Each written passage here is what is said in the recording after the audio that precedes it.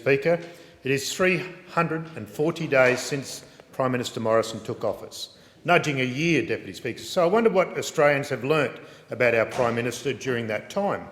What has the current Prime Minister achieved, and what will his legacy be for Australia?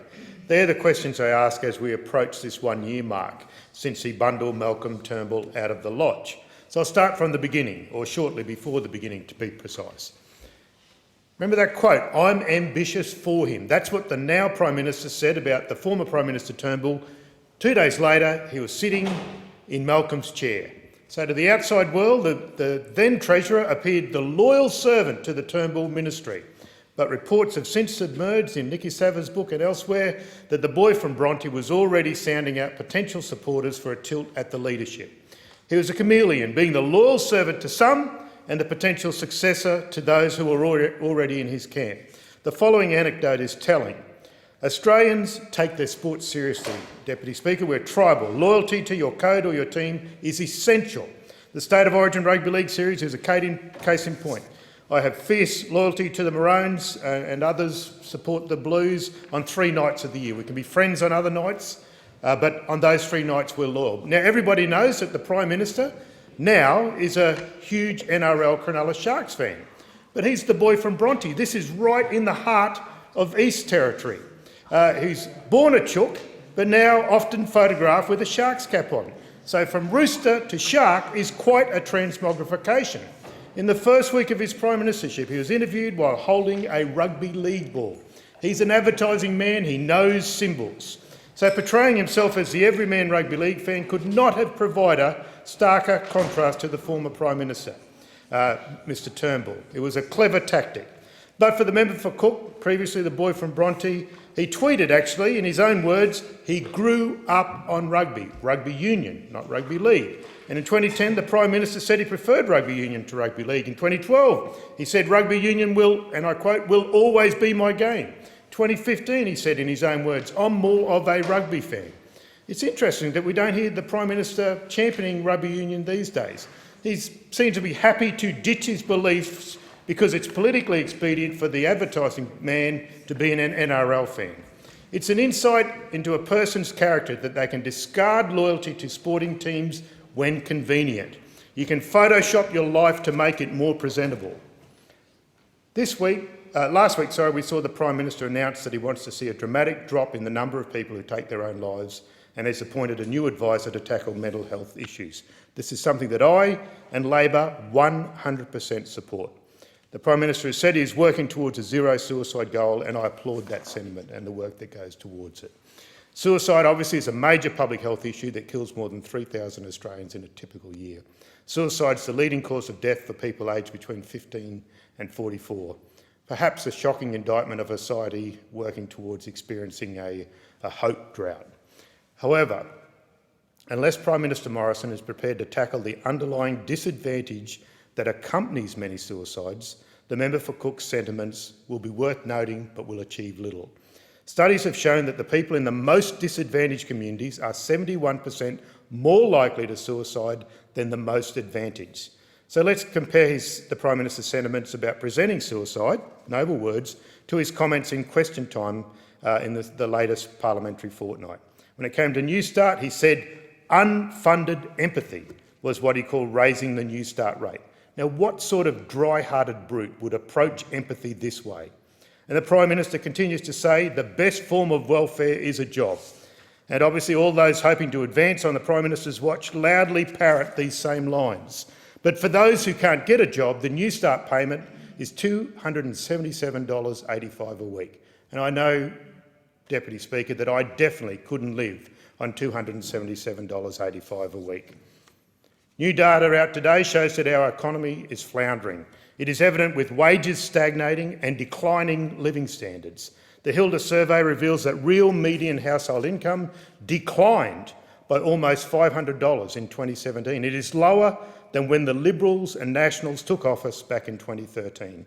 In contrast, the biggest annual increases in real median household income occurred under the Rudd and Gillard governments, with annual increases of over $4,000 in both 2009 and 2012.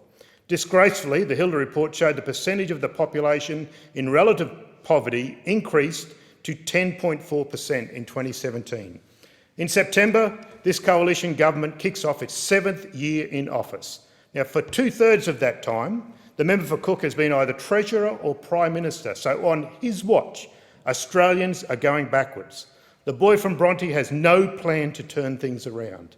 If he was truly worried about mental health issues, he would be doing something about reducing the financial stress that working Australians face.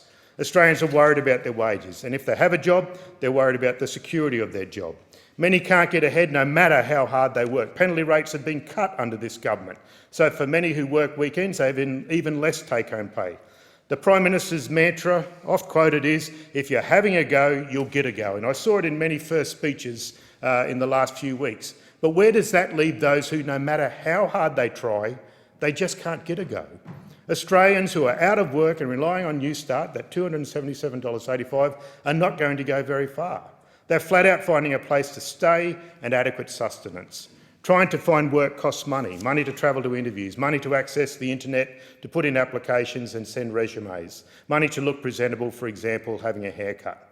And yet we hear members of the coalition complaining when they're pulling in $230,000 plus a year. If you have a job, getting to work can be as stressful as your workday. The time it takes Australians to get to work has risen 23% since 2002.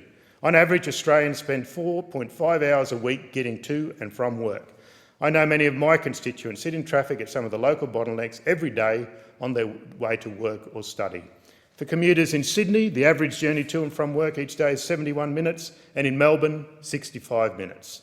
The report notes that longer commute times can reduce worker well-being through diminished job satisfaction and flexibility between work and non-work commitments, and obviously is bad for productivity. Even more concerning, long commutes can lead to negative family outcomes. Parents are prevented from spending precious time with their families. The frustrating thing is, Deputy Speaker, we know how to fix this. We need infrastructure and we need it now. The Morrison government has made a big song and dance every day in question time about their $100 billion infrastructure pipeline. Sounds like something from a Austin Powers movie, but less than 30% of this money is budgeted to be spent in the next 4 years. In my electorate of Moreton, the Coopers Plains crossing is a major headache for commuters and, I'm reliably told, has been an issue for nearly 50 years, and it sadly can be very dangerous. The Morrison government have promised to fix it but can't say when. I asked the Deputy Prime Minister a question about it last week. Their record on infrastructure spending is dismal, having spent actually $5.1 billion less than they actually promised in their first 6 years in office. Yes, $5.1 billion less than they promised. So bringing forward infrastructure spending would not only help the commute of many thousands of Australians, busting congestion and improving their well-being, but importantly, it would stimulate this floundering economy. If the Prime Minister wants to do more than talk about the mental health well-being of Australians, he needs to fast-track some economic policy to boost growth, wages and living standards. Just 4 days before the May election, the Prime Minister, in a narrow-cast message that was broadcast by the mainstream media, committed to, and I quote, providing Australians of religious belief with protections equivalent to those guaranteed in relation to other protected attributes under Commonwealth anti-discrimination law, end quote. Understandably, many people of faith were concerned amidst this campaign that they did not already have any protection for their religious beliefs. It is true that federal anti-discrimination law does not make discrimination solely on the basis of religion unlawful, as I'm sure the member for Goldstein would know from his days in the Commission. However, in Queensland and also in the ACT, Northern Territory, Tasmania, Victoria and Western Australia, discrimination related to religion, religious conviction, religious belief or religious activity can be unlawful. In South Australia, discrimination on the basis of religious dress or appearance in work or study can be unlawful. So, Deputy Speaker, sadly, we see, in terms of this parliament, under Prime Minister Morrison, a common theme emerging: social division. The mantra from the Morrison government is divisive and harmful. Workers against the unemployed, taxpayers against the non-taxpayers, high-income earners against low-income earners, religious against non-religious, or those just not accepted by religions, those living in the regions against those living in urban areas. Over the past generation, inequality in Australia has risen markedly. That means more social immobility. My colleague, the member for Fenner, used the example of a ladder with rungs where the rungs spaced a long way apart. It's harder to climb up and down. We need to do much more to tackle inequality. We need to boost growth, wages and living standards.